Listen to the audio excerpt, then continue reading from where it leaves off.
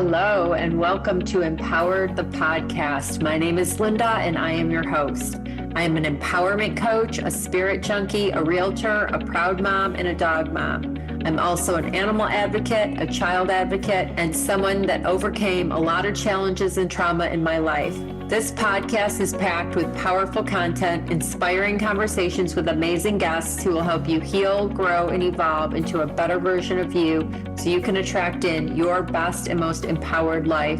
I don't know about you, but I'm not here for mediocrity. I'm here for an abundant, blessed life. Life does not have to be so hard. That is an old program. We can do less and attract more, and I know this to be true. I love bringing you this powerful information. I hope you enjoy, learn, and grow. Have a beautiful day. So, hello and welcome to Empowered the Podcast. I'm your host, Linda Brand. I'm so glad you're here. Today we have Miriam. She is a triple board certified functional medicine dietitian and breathwork facilitator. She has 15 plus years of experience helping people improve their physical and mental well-being through food, mindset, lifestyle, breathwork, and somatic treatment so they can feel more alive in their bodies. She's the founder of Every Body Bliss. Miriam's holistic healing approach challenges current medical narratives by examining psychological, biochemical, social, and emotional factors to resolve underlying mystery symptoms of poor digestion, fatigue, and mood imbalances. I'm so excited to talk with her. Who doesn't need this? It's right up my alley. I'm so excited. So, Miriam, welcome to the show. Thank you for being here. Thank you so much, Linda, for having me. I'm really excited to chat with you today. You're welcome. So tell us a little bit about your journey and how you came to be doing this health and wellness work. Usually it stems from your own personal challenges. So you had your own healing through trauma and things. Go ahead. And wherever you want to begin with your story would be great. Yeah, absolutely. So I started studying nutrition in college when I was around 18. I thought I wanted to be a social worker. I've always wanted to be in a helping and a healing profession. And at the time, I was struggling with my own body, with my own imbalances. A lot of it came from my own childhood trauma. My father was killed when I was 13 years old in the Twin Towers in 9/11. And I couldn't feel that experience. It was just so overwhelming for me. And so I shut it down and I refused to dive into the emotional aspect of it. And the emotions started coming out as like physical issues. And so I was struggling with digestive issues, with migraines, with stomach aches, with back problems. Like I was seeing an acupuncturist and a chiropractor when I was 13 years old. And so when I got to college, it became really apparent to me that I needed to dive into the mental and emotional pieces of it. And through that process and studying and overlapping through my college career, I found nutrition and I began to understand the impact that food has on our bodies. And at the time I was an emotional eater. That's how a lot of my emotions were coming out. I was trying to numb with food. And so that aspect was really fascinating to me. And when I graduated from college, I still didn't know how to heal myself, how to really support my body.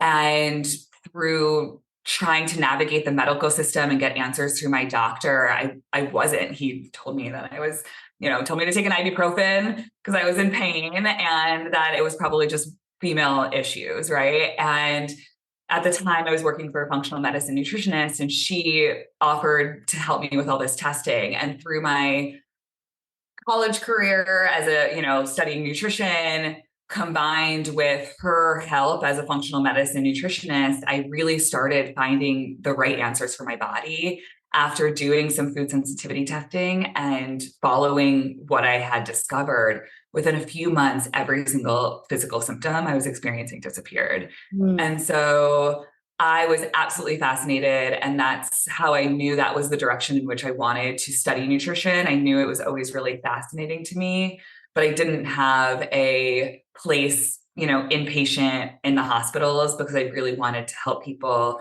improve their wellness and their longevity and really help them feel engaged in their lives, and alive in their bodies. And, our bodies are how we experience the world. And so that's really what started getting me into the functional medicine pieces of it. And so it's definitely been a layered and, complex journey that stemmed through my own health issues, but really has completely shifted how I practice.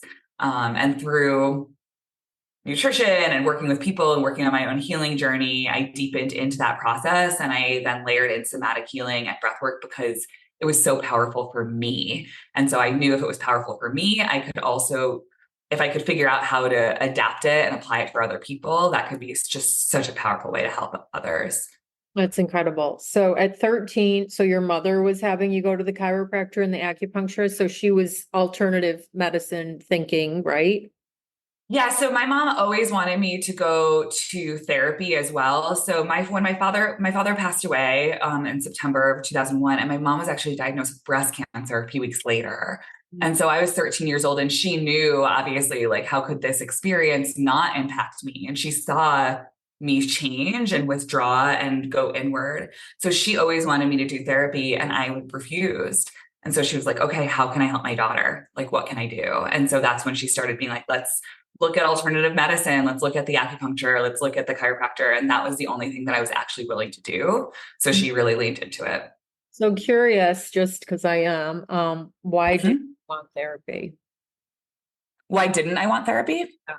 When you were 13? Well, when I was 13 years old, it was just so overwhelming. What I was going through, what my personal, my internal life had completely collapsed. I went from having a family of 4 to being like one person in my home.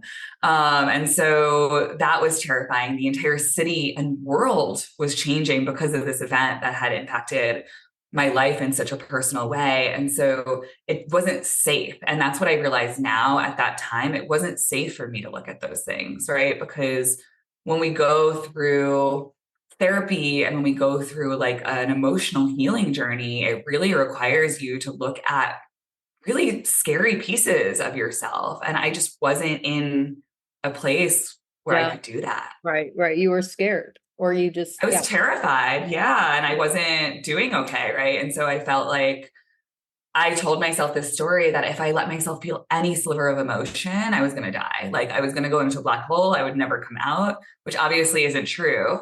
Yeah. So if your dad, God, I'm so sorry about that. Thank I'm you. so sorry. That's awful. How old was your dad? Oh my gosh, that's a great question. My dad was in his 50s. I think he was like 53 years old when he passed away. 40, yeah. He was working? 52, 53. Mm-hmm. Yeah, he was a broadcast engineer. He worked on the 110th floor of One World Trade. He worked for WPIX, and he dealt with the antenna. He would like scale the antenna during storms, keep everything on air. And so he was really high up there. Wow, I'm so sorry. So you said you went from a family of 4 down to 1. What else happened? Yeah. So a week or 2 before my dad passed away, we actually dropped my sister off for her freshman year of college at Indiana University.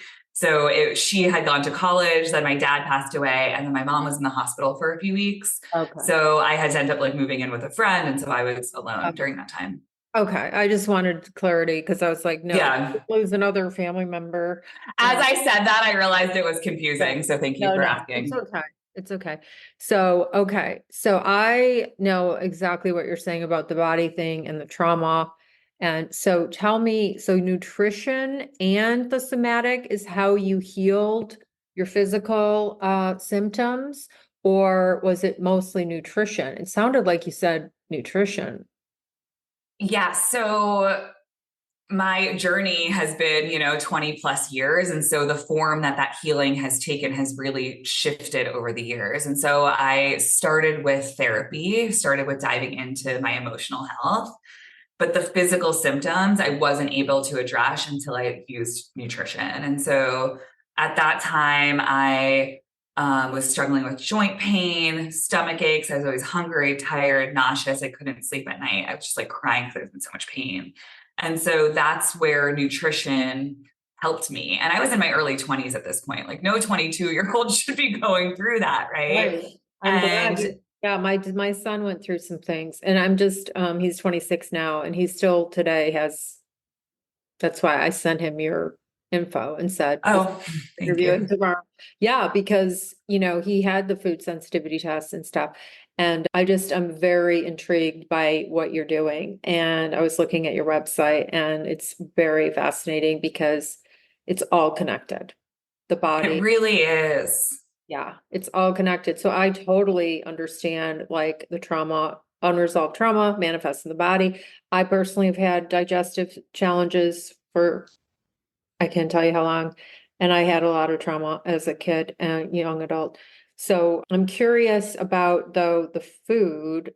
And Mhm. what I also would love to talk about, and I know is a giant subject, is women and our bodies and how we, have these beliefs from society and the patriarch about how we should look. And that just is a big spiral, big problem where we're, starving ourselves or we're, doing all these different things because we think we should look a certain way versus accepting and loving our bodies how they are. So I'm happy to talk about, like you said, any of that you want to touch on. But how did you, like with the food, like Mhm. really curious, like how you solved your stuff? Yeah. So when it comes to, for me, my foray was food sensitivities. That's really how I entered into healing my body with food, and since it's progressed and developed. But with food sensitivities, like I think that I had developed food sensitivities because of the extreme stress and the impact, like you were saying, that trauma has on our gut and on our nervous system. We have 500 million neurons that innervate our gut. It's more neurons that are in our gut than are in our spine. And so when we experience extreme amounts of stress, it's going to impact our digestion. And we have cells that line our gut called tight junctions, and they're very tight and they prevent undigested food and pathogens and bacteria from getting into our bloodstream and causing inflammation. But during stress and during trauma, these cells can become leakier. So a lot of people who are listening may have heard of leaky gut, right? And so that's one way that trauma can impact our gut is it can cause leakiness in these tight junctions and make us more susceptible to food sensitivities. And so I think the extreme stress, eating like a ton of sugar that was really deteriorating my gut health set me up for a lot of food sensitivities. And so while I don't think the food sensitivities were necessarily the root problem, they were a really powerful modality for reducing inflammation in my body and reeling down my symptoms to a place where then I was like, okay, now the next level for me is then working with my nervous system and working with my adrenal health. So then I can test what's happening with my adrenals, what's happening with my stress hormones and my neurotransmitters, and how does that impact my food choices, but also how does that impact my physiological body, right? And so it becomes almost like this dance where everything really is connected. And I think it's really unfortunate that our current medical system is so compartmentalized. You see a GI doctor for your gut, you see a cardiologist for your heart, you see a therapist for your brain, right? And so, but it's like all of these are really connected. Our mental health impacts our gut health and vice versa. It's a two-way Mhm. street. That's going to impact our hormone health, Right. and our pain in our body. And so it really has a complete domino effect. And Yeah. sometimes if you change one thing, a lot of other pieces can fall into place. Yeah. So the body keeps the score. Obviously, you know that book. Oh, yeah, that's a good one. Yeah. So that's like the first or that I know of where, and I think that the best doctors are learning exactly what we're talking about, that physical symptoms Mhm. are a lot of times unresolved trauma. So were you ever overweight? And then what were the foods like? Do you just now like you're gluten free, dairy free? Like, are you like, I Mhm. don't do sugar, I don't do gluten? Is it that? Or are you like, no, I can have these things, but, you know, I'm just curious. Yeah, absolutely. I think my philosophy is restricting the diet as least as possible to improve your symptoms as much as possible. I think that it's, again, like you were saying before, this patriarchal way that we like oppress women by being like, no, you can't eat, there's all these restrictions. I only restrict with purpose. So when I'm working with clients, I'll say, yeah, you are having these digestive issues, or yes, you are having actually a sensitivity to wheat that's impacting your gut and your hormones. So we do need to cut this out, And so for me, the way that my diet has taken shape has evolved. And so currently where I'm at is I don't have restrictions, and it's actually a beautiful thing, right? Where I know the baseline and the way that I want to eat is really natural and really fresh, but I can enjoy a bagel if I want to enjoy a bagel. I can enjoy a slice of pizza if I want to. And Right. to me, it's not worth restricting ourselves in these ways that are arbitrary. It's like, what's the purpose and what's the point of it? Mhm. And so my weight has fluctuated. Like if you're the overweight question, my weight has fluctuated throughout the years. It's wild because I'm, of more, I have thin privilege, like my genetics have been, my mother was very thin. But I actually also just survived breast cancer a few years ago, and the medication that they put me on had me gain 40 pounds. So that was the heaviest I've ever been in my life. And that was really deeply uncomfortable, from the way, the perception that I had of my own body and my identity as a dietitian, to feeling physically uncomfortable. And so I think the weight conversation is really fascinating, because it's like, why is it important? Is it important because it's important to someone else and someone else's standards, or is it how you feel in yourself and the confidence that you feel? And Yeah. the place that I landed with my weight was like, you know what, I'm going to do everything that I possibly can to care for myself and tend to myself, nourish and move. And wherever my weight needs to settle is where it needs to settle. And it was just because of the medication I was on. And I Yeah. think that a lot of people deal with this and manage this, and they're shamed for, gaining weight. And really, sometimes it's not a problem of overeating, or, like there's not a moral Yeah. compass that has to be assigned to someone's weight. Right. Um, Yeah. I mean, so a couple things. I had a couple questions mhm, like on fasting. I'm curious. mhm, We mhm. always have these like diets showing up, and then, like, oh, do the keto or do the, all these different special intermittent fasting, which is fine. I know one woman who lost a ton of weight eating once a day, eating one meal a day, protein, and it's like, I'm not going to do that. No, I'm Or not that. going to do that either. And it sounds actually really stressful, like physiologically on your body. Every cell in our body, every tissue, we need fuel. And where do you think we get fuel from? Like, otherwise your body's breaking. Yeah, I don't Yeah, know. exactly. But personally, she did drop a lot of weight and looks great and all that. But it's like, to me, that's so personally, I'm not doing that. And I am a little bit heavier, but I'm also for my ideal weight. But I know that part of it is eating for, pleasure instead of nourishment at times, because I personally, I share, I'm authentic. I mean, that it's one thing I know I still have to heal is more and more of the subconscious. It's literally, like you said, emotional eating and choices and different things. But When we can get the conversation out of weight and more into, oh, that's really interesting that I know that I have this relationship with food. Let me focus on that. You're going to be so much more satisfied, and it's not going to feel like you're swimming upstream, right? It's this weight that's like this like old white dude, like, yeah, 150 years ago decided that this is what women's bodies should look like, yes, right? Like that's why it's not motivating. What's right. motivating is how you feel when you sit down for a meal, or how you're engaging with the food that you're eating, really enjoying the taste and textures of that food. And I think that pleasure and nourishment can go hand in hand, Absolutely. and Enjoy. um, Like, we are here to enjoy food. mhm, Like, it's one of the things. Like, we love flowers, right? We like good mhm, scents, right? So eating should be enjoyable, right? You should enjoy what you're eating, mhm. I think. It's just Absolutely. portions and stuff. And I mean, I've read books, like, I don't know, have you ever heard of the book by Marianne Williamson called Oh my gosh. A course in weight loss. I think it's called a course. I think it's called a course in weight loss. And anyway, she talks a lot about the relationship with food and that she says if you're overeating and all that, you're basically, you don't love food. And that she Mm. also says that doing that, overeating is like self-hatred. She talks about it being, I mean, it's kind of interesting. And then there's that book, Women, Food, and God, which is really powerful. Mm-hmm. Mm-hmm. Another great book is Eating in the Light of the Moon, and I really like it because she uses like fairy tale and like as ways for us to relate to our bodies. But I think when it comes to overeating and food, it's really it's not about the food, right? It's about our emotions and how we're numbing ourselves and how we're like using food as an agent to check out. And the thing that I love about that book, The Eating in the Light of the Moon, is she talks about Dr. Anita Johnston.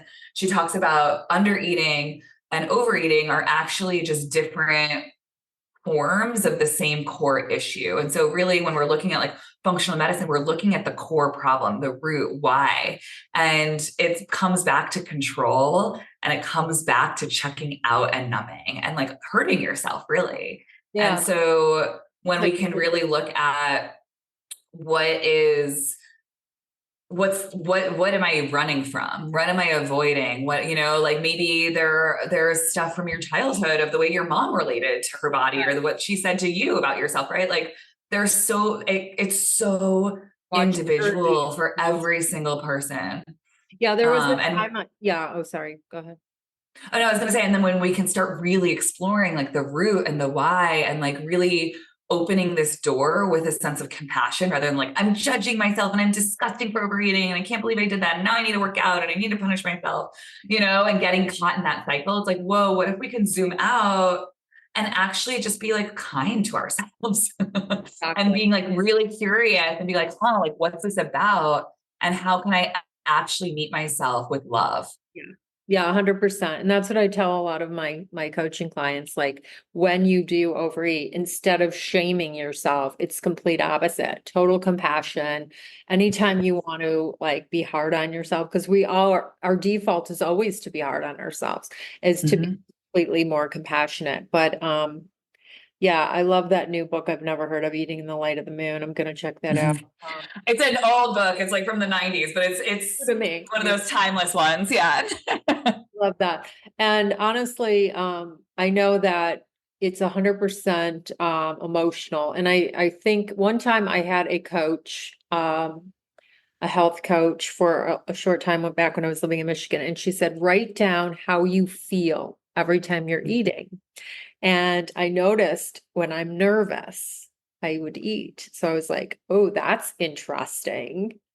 I never knew that before, like, right? And then you start noticing, you're like, okay, I'm nervous. So now you're like putting things in your mouth. You're not even hungry. You know what I mean? So anyway, it's just, And guess what eating once a day does to your body? It makes you extremely anxious, right? So I'm really curious how that person who's eating once a day, what happens when you start eating more? What happens when you take that cap off, right? Um, because you're just quenching like you're overriding it with willpower and there becomes a time when like willpower runs out and our nervous system can drive us to eat like you're saying. So it's really interesting when you can speak the language of your nervous system more so. and I'm finding more and more that the nervous system is everything these days, like regulating your nervous system, calming your nervous system, doing somatic work because now I'm doing some EFT tapping. Amazing. Yes, and it's really is a game changer. And I'm in a community for that. And like the reality is I was doing all this mindset work and all this feeding affirmations and reading books and there all this stuff for so many years. And now I'm finally doing the tapping and everybody's doing breath work. I've had multiple breath work facilitators on here, Mm-hmm. because they found relief and you can meditate and do all these things, but if you don't if you don't start doing something with the physical body. So tell us about your breath work and how it helped you and you became certified and all that. Yes. Tell us Mhm. who's coming to you and who are you looking to support us? Yeah, so my breathwork journey has deepened in the last 7 years. I think I discovered breathwork back in 2017 on a retreat, a mind body business retreat. And it was with my friend who is an acupuncturist and breathwork facilitator. And at the time, I had just lost my aunt, and we were doing breathwork. And then all of a sudden, like I was having trouble breathing into my lungs. And I was like, oh my gosh, what is this? And I would have like waking dreams and I had visions coming to me. And I was like, what is this? Because I felt such a deep movement of emotions. It felt like it was 20 years of therapy in one breathwork session. And I was like, this is absolutely fascinating. And so I started doing it more. And it really moved a lot in my life and helped me bring a lot that I wasn't even aware that needed healing back to the surface. And it really helped me deepen into my own body. Like you're saying, from an energetic level, like we have the physicality, the biochemistry, and the pathophysiology, right? We have the mental and emotional pieces that we can talk through with therapy, but the energy of your body is so different. And the energy of the nervous system. And I found that was really the missing piece for me in my healing journey at that point in time. It almost felt like, the missing link. And so that's when I started diving deeper into my breathwork practice. And I did trainings and I found different teachers that resonated with me. And I find that, like you were saying, it helps to deepen into different layers of the body. So and I think that everyone has different access points to that. Yeah. Did it start with like you doing it once a week at a place, or was it online, or was it like, how did you do your breath work? Or did you do it? So after that first breath work, it took me like a month or two to work with the messages, honestly, that came through in that practice. And so I would do it like once a month, once every other month at first. And then I ended up going on another retreat, actually in the same location in Joshua Tree, and I was chefing for it. I was cooking for it. And she invited me to do the nightly breath work, and I did every single night with them.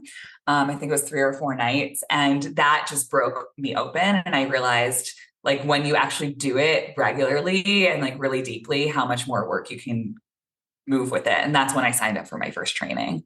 Nice. Yeah. Cause breathwork keeps showing up in my world. Mm-hmm. I have so many friends that are certified or go do breathwork. And I've had a little bit of exposure to it. I was at a retreat and had one incident. And then I had a women's workshop, and one of my friends was in training for breathwork. She taught a session, and I've attended a few. I mean, it's very calming and interesting, but I haven't had the like giant breakthroughs with it because I probably haven't done it enough or long. Well, all of them are so different. There's so many different ways to breathe. And so there are ways to breathe that are really grounding for your nervous system, and, ways to breathe that you're like in traffic or in line for the grocery store or dealing with like stressful children things. Right. And then the breath work that I practice in my groups is more activating. And so it actually can stir a lot up, but I also find it's like physically helpful for completing stress cycles, but also it almost brings us back into these like stressful places to help us complete these cycles in a way that we're safe and grounded when we have full autonomy over the experience. So sometimes it does put you back into your trauma, but in a way that you have full autonomy over that experience so that you can work through it and get to the other side of it. Does that make sense? Yeah, absolutely. Yeah, absolutely. And I do use it in I had a breathwork guy on. He's also a frutivore, and he teaches athletes how to breathe and different things. And he's been on more than once, and he has a huge following, and he's learned so much about the breathing. But in the middle of the night, if I can't sleep, back in the day, I would take a Xanax. This is a long time ago. Now I just deep breathe, and I'm back to sleep. Yes. That's it. Yeah, because it's physiologically, it grounds your nervous system. It helps lower cortisol levels. Like that's physically what it does to your body. Yeah. And when cortisol is lower, then your body can then make melatonin. So it's a really powerful modality, like you're saying. It's incredible. So who comes to you for help? Like, how do you work? You have like one-on-one, and I was looking at your website. It's amazing. Thank you. Yeah. So I do one-on-one work, and then I also work with corporations. And so my one-on-one work are usually people who bounced around the medical system a little bit, who are looking for answers for their own wellness and longevity, and who are maybe struggling with digestive issues, low energy levels, mood imbalances, who really want hormone imbalances, who are really wanting to find a sustainable way of being in their bodies and working in a deeper way. And so we do functional medicine testing, which is like advanced diagnostic testing, where we look at people's nutritional status and their vitamins and their antioxidants and food sensitivities and really help create a comprehensive plan for them. And then that's really where I'm able to work with the mental pieces, the emotional, and the energetic, like the nervous system pieces that we touched on too. And it's really what is coming up for people. And that's really how I help people on an individual basis. And then with corporations, I do corporate wellness workshops as well as keynote speaking through conferences. And so it's really fun to be able to support people on so many different levels and to relate to people in so many different avenues. Oh, that's amazing. You must get so much business from the corporate thing. I figure all those people with the stress and, they're just, I feel like so many people are dealing with stuff and they're dealing in silence with it. I have a friend through another community where she was an engineer and she had all these digestive issues and she ended up diving into it all and figuring it all out. And now she's a nutrition coach and she helps over 40 deal with everything. And it's all balance and there's no restriction and it's just, well, she's kind of calls it conscious. So very little meats, very little process, it's just coming back to basics, eating, and then your body the weight just falls off. Yeah. I mean, people are burnt out, 80%, I think it's projected that 80% of corporate workforce is going to burn out this year or is at risk for burning out this year. And that's just, we can't afford that.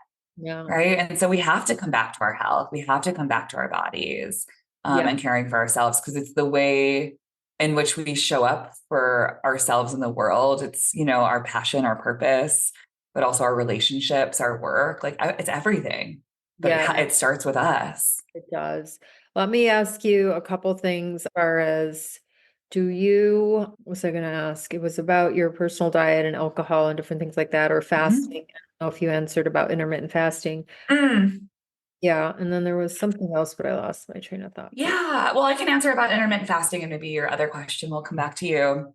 So intermittent fasting, that we're talking about the nervous system, it can be really hard on the body. And so I say it's a case by case person by person, right? So if you're someone who's highly stressed, whose energy is already low, who maybe fits this picture of like adrenal fatigue, where it's your energy is like on the floor all day, or maybe it's just really hard to get out of bed in the morning and you're like already low, doing fasting is going to be so hard on your body, especially if you're grabbing coffee, you're activating your adrenals through caffeine, you're yelling at your kids, you're managing a million fires in the morning. Like that's not going to serve you, especially if you're not eating till like 2 p.m., right? That's not good for your nervous system. And that's how most people are doing it. They're fasting till 2 p.m. Now, fasting in the evening is actually going to be much better for your body physiologically because it matches your hormones. It's, maybe stopping eating by 7 p.m., and waking up doing a 12-hour fast, eating breakfast at 7 a.m. That's different, right? Because that's helping your hormones out. Like your insulin sensitivity is best during the day. And so that's when you should be eating food more regularly versus binge eating at night, right? And so that's really where the emotional eating plus like the nervous system pieces come into play. Yeah. For me personally, I aim for a 13-hour fast because it helps that's what's been researched to reduce breast cancer risk. And that's been my focus for my own body because of my history with breast cancer and all that. On a quarterly basis, I also will do a fasting mimicking diet. And that is commercially available through a company called Prolon. And there's been a lot of research with how that can improve memory, attention, like reduce neurodegenerative risks, also reduce cancer risks, as well as improve metabolic health and aging. And so it's a it basically tricks your body into fasting while also you're still eating food. It's just eating a lot less food than you would normally eat. So I'll do that a few times a year as well. Oh, that sounds great. Do you have that link somewhere that you can? Yes, I will. I'll email you the link so that you can share it with people. And I think that there is a discount with my link as well. Oh, good. I remembered the question. And then if you wanted to touch on your personal journey with the breast cancer, you can. I don't Mhm. want to or not. But the other question had to do with vegan and vegetarian. And if you, Mhm. I mean, what your opinions are on that. And then I can tell you my personal thing with that. Like I do get a reaction to eating meats. Like I tend to, Mhm. it affects me energetically, spiritually. Mhm. Yeah. Yeah. It's a good question. Again, it comes down to every single person is different and it depends on what you're eating. I think that there are healthy and unhealthy ways to do any diet, which is why I don't subscribe to like labels necessarily. I'm more curious like what foods you're actually eating rather than what you're not eating, if that makes sense. Yeah. Well, I And mean, so, right mhm. now it's pescatarian only and like mostly gluten-free and pescatarian and lower sugar and just natural. But I'm just curious, like I know that it's vegetarians, there's a lot of fat usually and the nuts and seeds but anyway, I'm just asking like, do you help people that have like, are they morally, they don't want to do animals and you can still help them to have. Yeah, absolutely. There may be more, supplement considerations. I do find that people who come to me who are specifically vegan, there's like zero animal products in their diet. Pescatarian is much different, vegetarian is much different, but I'm talking about the vegans here just tend to be more depleted. Yeah. Yeah, and they need a little bit more help to balance, they're usually protein deficient, to be honest. And so I think that there is a way to be vegan and be healthy. And that's really what I would focus on with someone if they're very adamant about that as well. But with such a surge in vegan convenience foods, I often find that when people rely on those vegan convenience foods is when their diet goes, out Yep. the window. And so, like, for example, I was working with someone a few years ago. She came to me and she's like vegetarian and vegan, like doing all this amazing stuff. And she was living on Soylent. She was living on Soylent, which is like basically just a soy milk supplement. And that's all she ate all day. She was so sick, And so, like I said, we can have these labels and we can say, like, this is what I'm doing, but it really comes down to like, what is the actual food on your plate? If you're eating a beautiful, wild salmon fillet and some, like roasted carrots and beautiful greens and a tomato salad from your garden. Great. That's amazing. That's so nice. It's like a beautiful pescatarian meal, right? That's going to look really different than if you're having a vegan pizza every single night or if you're eating grilled cheese every single day. Yes, that's right. Exactly. Yeah, dairy is a challenge for many. Mm-hmm. Yeah, digestively. But what do you think about like the people like myself and my son, like where if we eat meats or chicken, we have reaction. Like it's not physical, it's more mental. Mm. I think that's really interesting. And I'd be curious, I'd challenge you on the physical piece of it, because when I see people who are intolerant to meat, that's usually a digestive insufficiency. So usually people have low stomach acid or low pancreatic enzymes that impact their ability to digest proteins, which will impact them physically and energetically, right? Like if you're not digesting well, you're going to be more tired, more lethargic, you're not going to Right. feel well. I think But that's another, mhm. yeah, spiritual. Go ahead. From like a spiritual perspective, I think to each their own, and I think that if that's really what's calling to you, like you have to listen to that and you have to pay attention to that. And, I was a vegetarian myself for 14 years and I was just like, I kind of shared it overlapped with that, my illness, right. And like not feeling good. And so I began to eat meat and fish for the first time, since I was 9 years old when I was in my 20s. And the way that I now do it that makes me feel spiritually better, right, is I'm not buying meat from McDonald's. I'm not buying meat from fast food. If I go out to eat, like I'll, especially if it's like more of a fast food place, I won't order meat, right? But I get my meat from pasture raised places.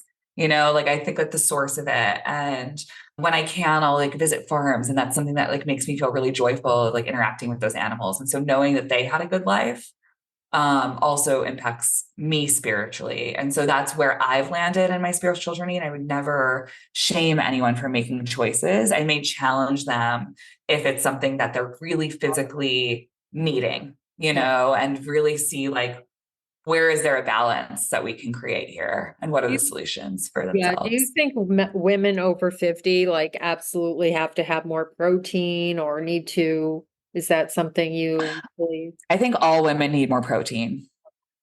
Most women need more protein and we're just not getting enough protein. But there's ways to do it that aren't necessarily meat. Like you were saying, pescatarian, like that's a really wonderful way to get protein. Eggs are a great way to get protein. We have nuts and seeds and chia and flax, right? And hemp. Those are great sources of protein. And so really, and then like maybe looking at amino acids or rice proteins or pea proteins, so like there are different ways to get protein into your diet. It's just being more mindful and making sure that's a focus and a piece of your attention. So thank you for all that. So did your breast cancer, it's like runs in your family kind of thing? Yeah. So my breast cancer was multi approach. So my mother, it runs in my family. I was tested for all these cancer related genes and I was negative for all of them. But because I grew up by the Twin Towers, we had environmental exposure from when the towers fell. We were exposed to 10,000 tons of asbestos, mercury, dioxins in the air. And so when I was 31 years old, I found a lump in my breast.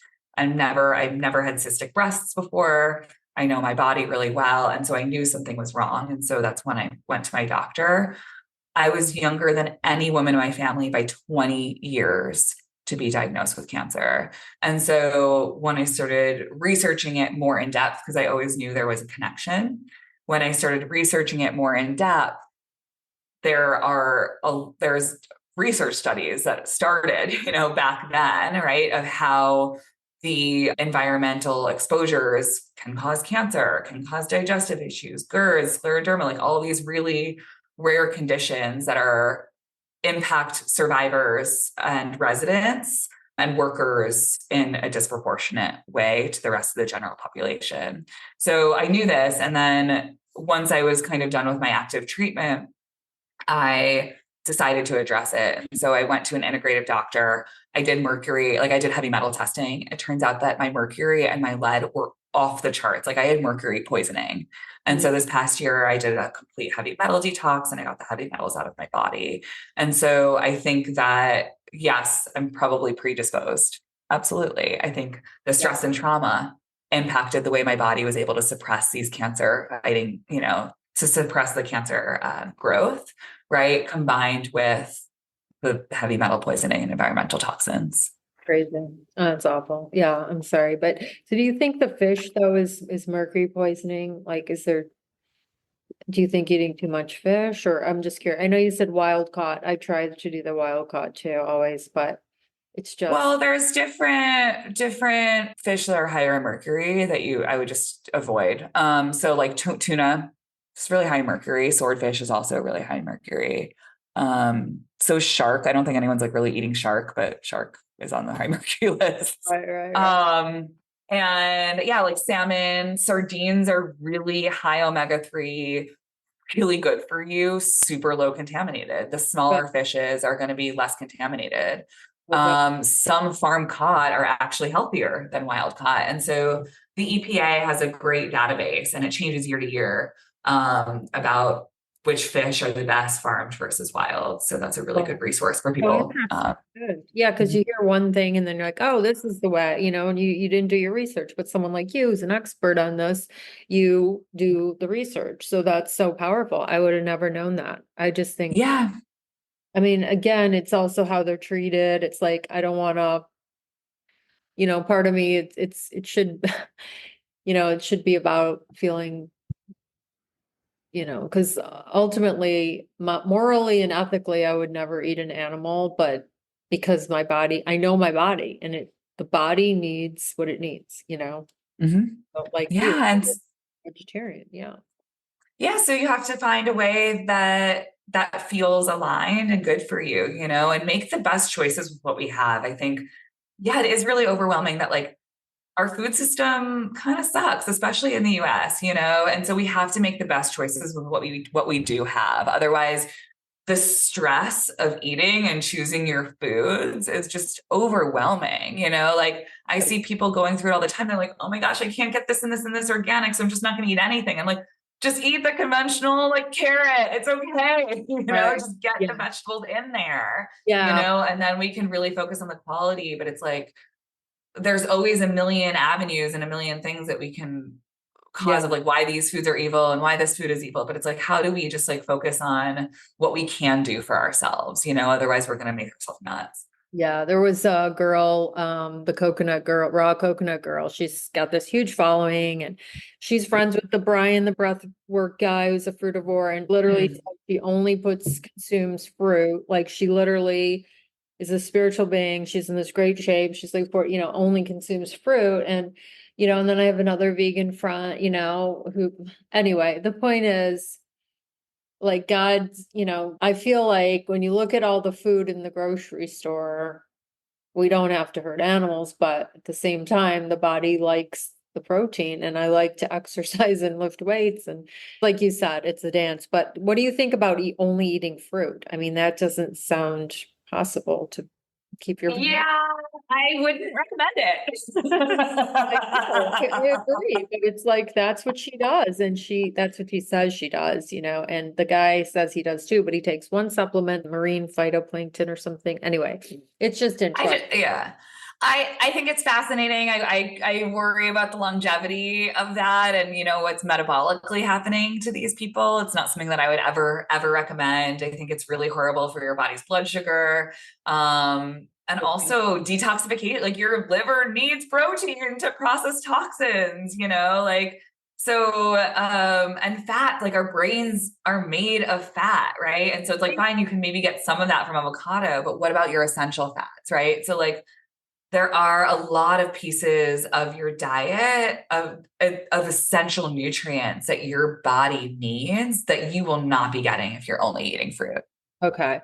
And okay, there was one last question. If you are a sick being, like your physical body is sick with cancer or something, and you go on this like juice cleanse or fruit only or this kind of thing, in that case, do you think it works like as a temporary to heal what's happening? Like the Brian was saying that he had Dr. Morse. I don't know if you've heard of this guy, but he's an iridologist where they look in your eyes and they can see.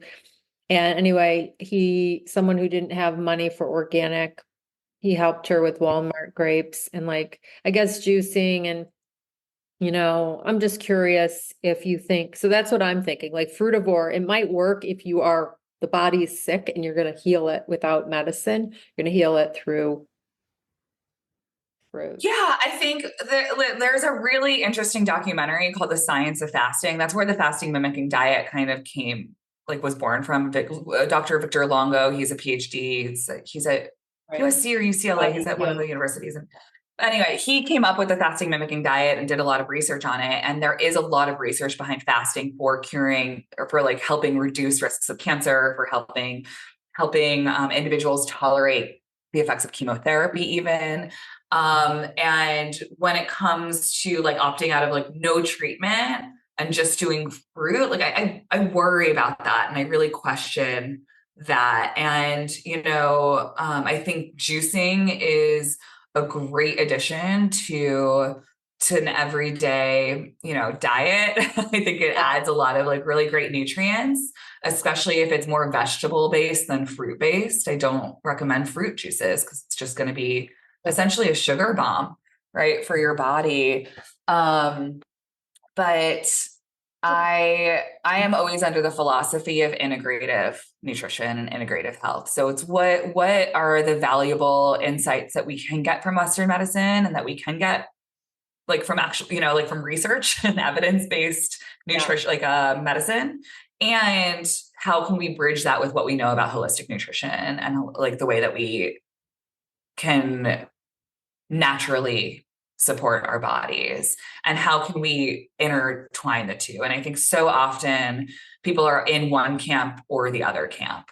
And it's how can we really utilize the knowledge and the insights from both of them to improve our lives. And I see, someone who is so steadfast in this like fruitarian diet, like ignoring, a lot of the importance and that Western medical system has had, right? Like, and with triage, with something like cancer treatment, right? Like you do need sometimes the support of the medical system. Well, he did heal Brian, he did heal a lot of his physical symptoms that he had and joint pain and different things.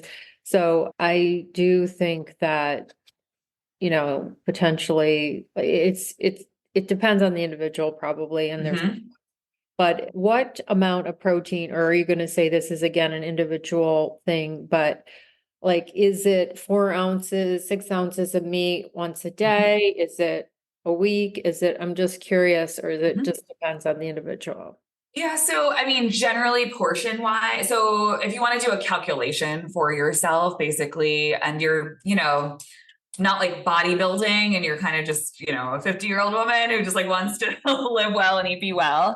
Yeah. The general requirement is around 1 gram of protein per kilogram of body weight. So you can take your weight in pounds, divide it by 2, and that's the amount of grams of protein to eat per day. So that's how you could do it based on your body weight and individualize it based on yourself.